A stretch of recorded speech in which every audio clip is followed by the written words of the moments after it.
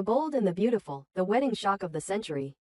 Brooke's dark past explodes, hope shattered, and the Forrester dynasty rocked to its core. The day was meant to be flawless.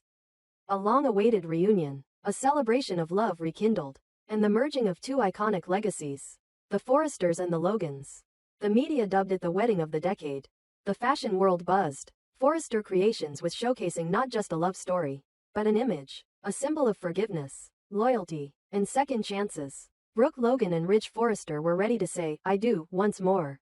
In a glittering ceremony draped in elegance, legacy, and carefully controlled narrative, what no one expected, what no one could have scripted, was the chaos that erupted when a stranger walked in and torched everything. The guests had barely taken their seats when the energy began to shift. The room was full: Logans, Forresters, Spencers, press, fashion elites, and friends. Carter officiating, Steffi stone-faced but civil, Hope beaming with cautious pride, and Ridge nervous in the way only a man marrying Brooke for the 10th time can be. There were whispers about past betrayals, lingering doubts about whether this time would stick, but the atmosphere stayed under control, until it didn't. Just as the vows were about to begin, the doors swung open with a heavy bang. A man, young, tall, dressed sharply but with a recklessness in his step, his face unfamiliar to most, but his voice unmistakably personal when he pointed directly at the bride and said, "You can't marry him, Brooke. You're still mine." Gasps swallowed the room. Whispers exploded. Ridge turned pale. Hope stood frozen. The cameras clicked in a frenzy as the man pushed forward, ignoring security, ignoring logic. He said his name was Jude, and he wasn't just a stranger. He was Brooke Logan's former lover. A relationship, he claimed, that lasted nearly a year, while she was still publicly trying to win Ridge back. Brooke's face dropped. Hope's did worse, she crumbled. What followed was not a denial, not a dismissal. Brooke's silence said more than any excuse could. The weight of her past came crashing down in real time. In front of her family, her friends, and her own daughter. This wasn't just an interruption, it was an exposé. Jude didn't just want to stop the wedding. He wanted everyone to know exactly who Brooke Logan really was. And he did. In front of a stunned crowd, Jude recounted torrid details. Private trips, hidden apartments, confessions of love. He spoke with painful clarity, painting a portrait of Brooke as a woman not just lost in passion, but addicted to it. He described a pattern, how she needed to feel desired, needed the chase, needed to conquer. And how, when she was done with him, she ghosted him like he was disposable. For Hope, it was too much. She ran out. Liam followed. So did Steffi, though not for Hope. Steffi was already calculating the PR fallout for Forrester Creations. Their entire brand was now tied to Brooke's reformed image. This wedding was supposed to be a clean reset. Now it was a scandal that could cost them millions. Back inside, Ridge stood immobile, staring at Brooke like he was looking at a stranger. Carter, caught in the crossfire, tried to regain control, but the damage had already spread. Donna tried to calm Brooke. Katie whispered urgently to Ridge. But no one could unhear what had been said. And Brooke? She finally spoke. But instead of denying Jude's story, she confirmed it. "Yes, it happened," she said. "But it was over a long time ago." Jude laughed. "Only because you used me up, like all the others." The word others hit hard. The room cracked open with murmurs. The ghosts of past affairs rose like smoke: Deacon, Bill, Eric, Thorne, Nick. Every man Brooke had ever been entangled with now recontextualized through the lens of addiction. What if this wasn't just lust but compulsion? What if this wasn't drama but illness? Outside, Hope sat sobbing in the garden. Her image of her mother, the woman she'd defended through every scandal, was shattered. It wasn't the affair itself. It was the pattern, the secrets, the never-ending cycle of seduction and self-destruction. She'd sworn she'd never be like Brooke. But deep down, she feared she already was. Inside, the wedding was over. Ridge walked out without saying a word. The guests dispersed. The press swarmed. Forrester's PR went into meltdown mode. Steffi immediately scheduled a crisis meeting. Carter tried to convince Ridge to talk, but Ridge refused. Donna and Katie begged Brooke to come home with them. But Brooke stood alone. She didn't cry. She didn't run. She simply stood there, a woman surrounded by the ruins of her own legacy. Over the next 48 hours, the aftershocks were brutal. Hope went radio silent, avoiding Liam and even Beth. She couldn't face anyone. She didn't know how to explain what she was feeling. Liam tried to reach her, but she kept pushing him away. "I don't know who I am anymore," she whispered into her phone, before hanging up. At Forrester Creations, chaos reigned. Clients cancelled. A major fashion magazine pulled out of a cover deal. Investors called emergency meetings. Ridge refused to attend the first one. Steffi stepped in to clean up the mess. But even she couldn't stop the narrative. Brooke Logan's addiction to love had derailed the company's image. Again. Meanwhile, Jude refused to disappear.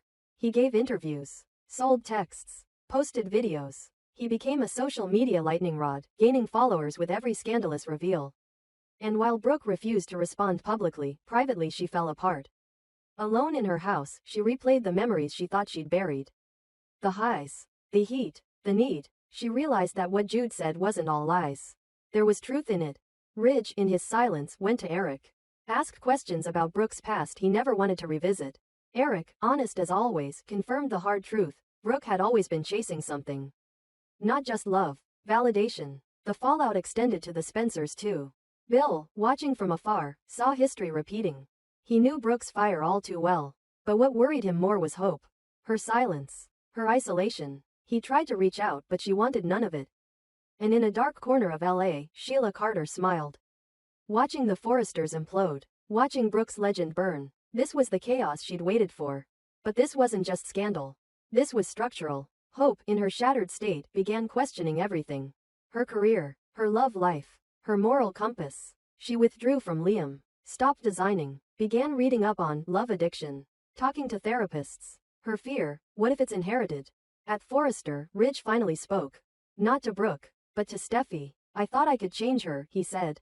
I thought this time would be different. Steffi didn't respond. She didn't need to. By the end of the week, the wedding was a ghost. The altar remained up at the Forrester estate untouched. The flowers wilted. The dress was never worn again.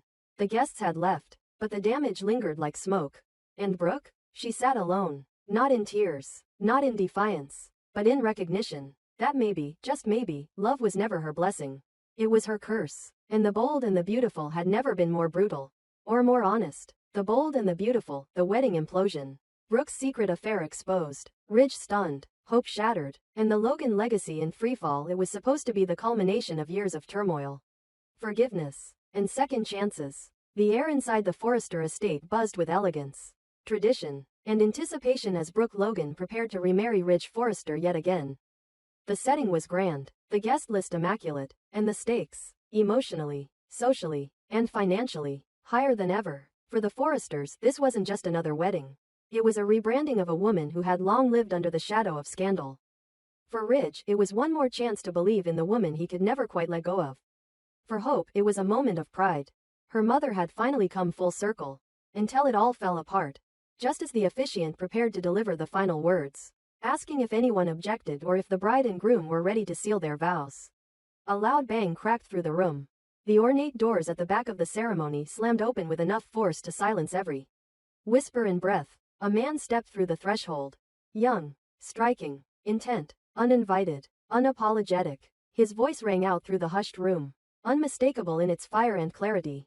This wedding can't happen. Brooke belongs to me. A beat of silence followed. Then panic. Gasps erupted as all heads turned to face him. Ridge's jaw tightened. Brooke's breath caught. Hope's face went pale. The room tensed. The man identified himself as Jax, and he was no fan seeking attention. He was there with purpose. With receipts. And with vengeance. I've been in love with Brooke for years, Jax declared. And we weren't just lovers. We had a secret relationship. One she promised to end but never really did. And I can prove it. He walked down the aisle with the confidence of a man holding a detonator. Pulled out his phone, and began to play a stream of evidence. Grainy video clips of dimly lit hotel rooms. Recorded voice messages between him and Brooke. Blurry airport footage. Receipts from luxury suites booked under aliases. Screenshots of late-night messages sent from a familiar number. Brooke's. All time-stamped across months that overlapped with her supposed reconciliation with Ridge. The room spun. Ridge didn't move. Brooke tried to speak but the words didn't come. Her face turned white, her fingers trembling at her side.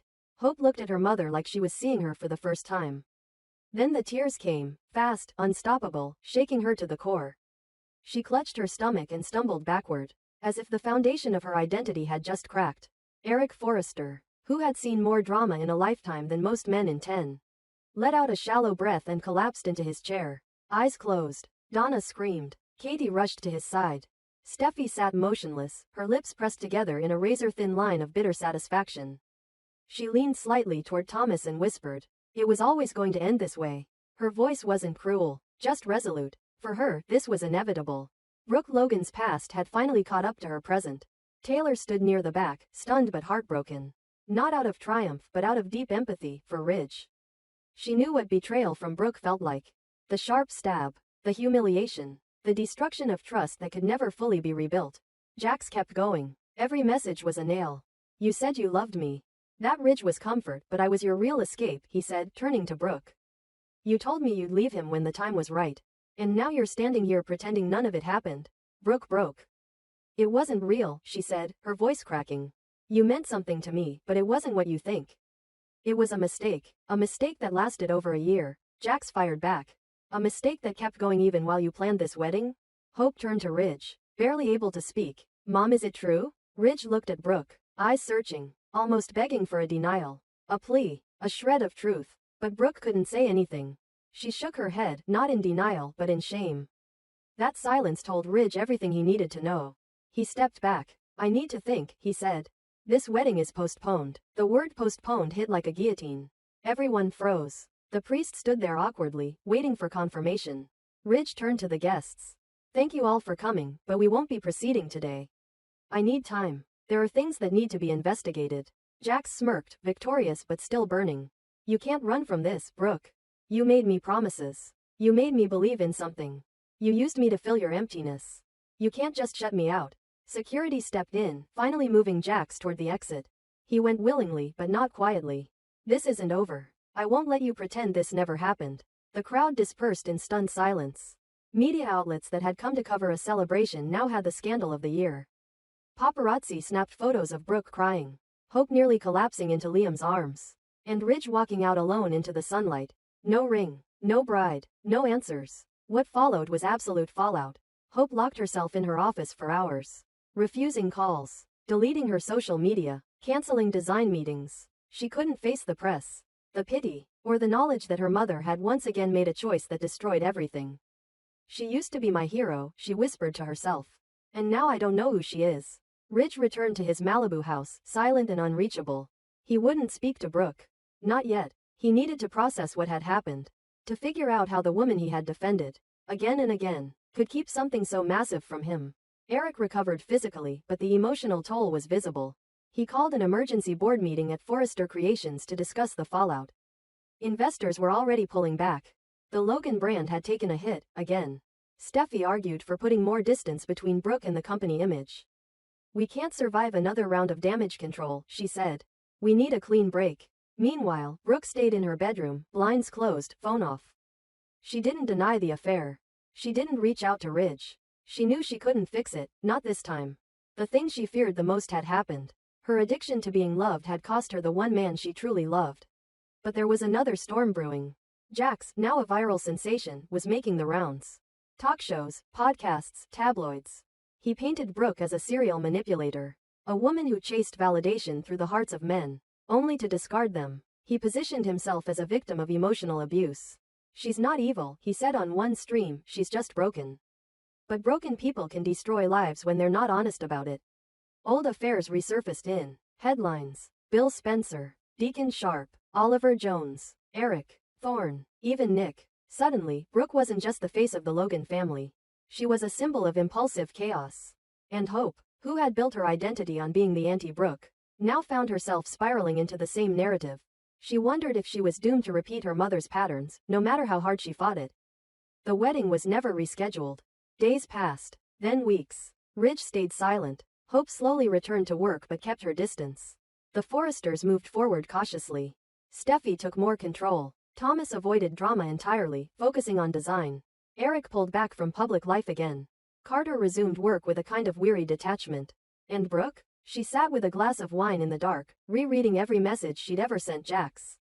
Remembering the thrill, the rush, the delusion. She thought she was in control. She thought she could have both Ridge and the fantasy. But what she hadn't counted on was the reckoning. And now, nothing would ever be the same. Ridge wasn't calling. Hope wasn't looking her in the eye. The world wasn't forgiving. And Jax? He promised the world that the story was just beginning. And maybe he was right. The bold and the beautiful, a dangerous contract. A shattered past in the golden sunlit offices of Forrester Creations. Everything glittered with glamour. Except the truth. Behind every elegant gown and flawless facade, secrets festered. This time, The spark came not from a runway scandal or a love triangle gone sour, but from a contract. An old piece of paper, ink faded with time, but its consequences more explosive than ever.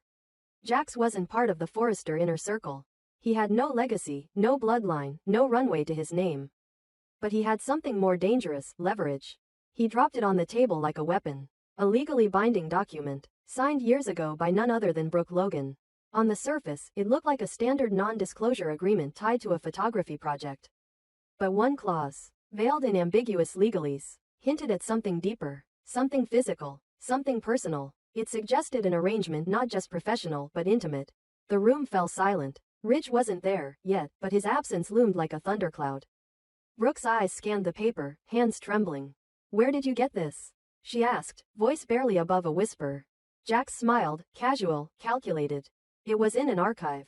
Forgotten, but not erased. Deacon Sharp, never one to trust easy charm, narrowed his eyes. The timing was too convenient. The entire setup reeked of manipulation. Something didn't add up. He stayed quiet, but every instinct screamed, "This guy is playing dirty." Deacon slipped out, retracing Jax's steps in secret. Within 24 hours, he uncovered a bombshell.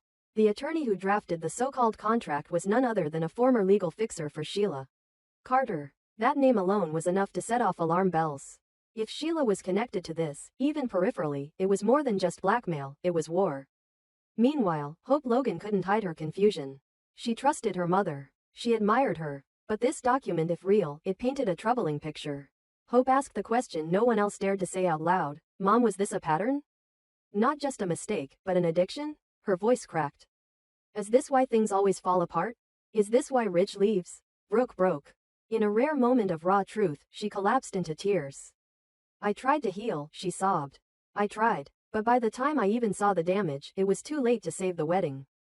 He'd already gone. Brooke's confession, half regret, half revelation, hung in the air. For decades, her romantic entanglements had been tabloid fuel, the stuff of gossip and legend. But now, stripped of glamour, it was just pain. Years of unresolved trauma, masked by lipstick and designer gowns, finally catching up. Deacon returned with answers and a plan.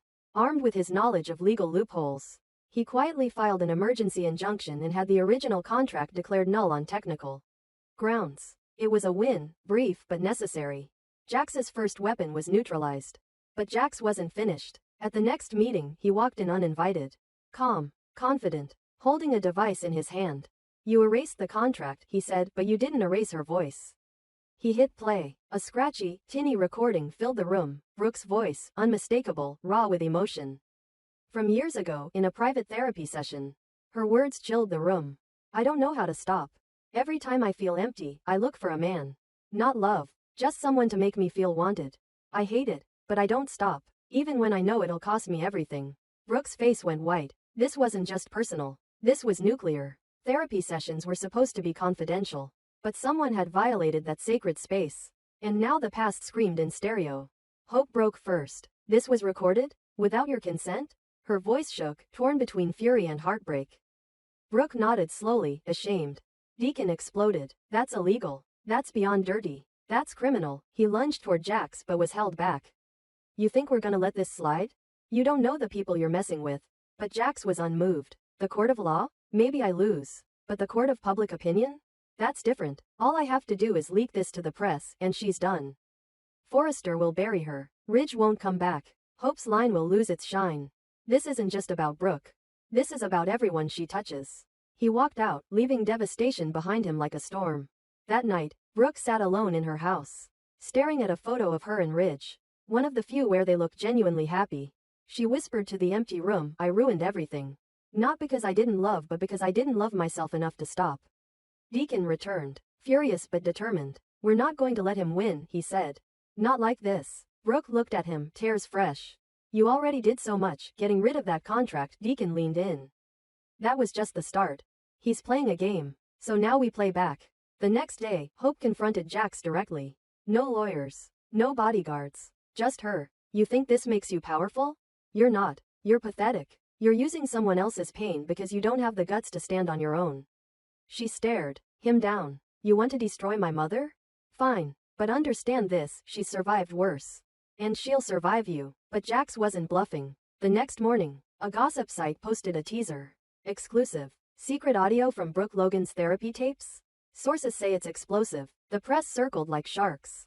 Deacon, moving fast, tracked the digital footprint. The leak didn't come from Jax's device directly. It came from a cloud server tied to the same law office, the one once owned by Sheila's lawyer. There was more. Much more. Digging deeper, Deacon found evidence that Brooke's original sessions had been stolen years ago. Hacked from the therapist's office. Sheila's network had been harvesting dirt on Law's elite for years. Brooke was just one of many. With the help of Charlie at Forrester Security, Deacon got into the old servers. What he found was shocking: raw recordings, notes, even video footage of multiple clients. The operation wasn't about Brooke. It was a blackmail ring. And Jax had just activated it again. Now, the stakes had changed. This wasn't about shame anymore. This was a crime syndicate. Deacon and Ridge, enemies for decades, were forced into an uneasy alliance. Ridge returned from Paris the moment he heard the leak was coming. Brooke hadn't called him. She couldn't, but he came anyway. He walked into her house, silent for a long beat. Then, softly, "You should have told me." Brooke couldn't look him in the eyes. "I thought you'd never come back." Ridge stepped closer. "You think I'm perfect? I've made mistakes too. But this isn't about mistakes. This is about being hunted." She looked at him, broken. "You think I'm still worth saving?" He took her hand. "I know you are." Together, they joined forces with Deacon, Charlie, and even Carter. The Forrester family mobilized. They didn't just want to bury the story, they wanted to expose the entire network. Jax was just a puppet. Now they wanted the puppeteer. In a final twist, Steffi, who had once resented Brooke's influence on Ridge, used her connections in Europe to trace funds moving through dummy corporations tied to Sheila's old aliases. It was global, and it was still active. What started as an old contract turned into a war on privacy. A war on truth, and a reckoning with decades of trauma swept under silk rugs and champagne. The question was no longer what did Brooke do, it was who else is being watched. And how far would Jax go before someone stopped him for good? In the world of the bold and the beautiful, secrets always surface. But this time, the past wasn't just returning, it was coming with receipts, recordings, and revenge. And Brooke Logan, once again at the center of the storm, would have to decide whether to fight for redemption, or burn it all down to start over. One thing was clear, this was no longer just about scandal. This was survival.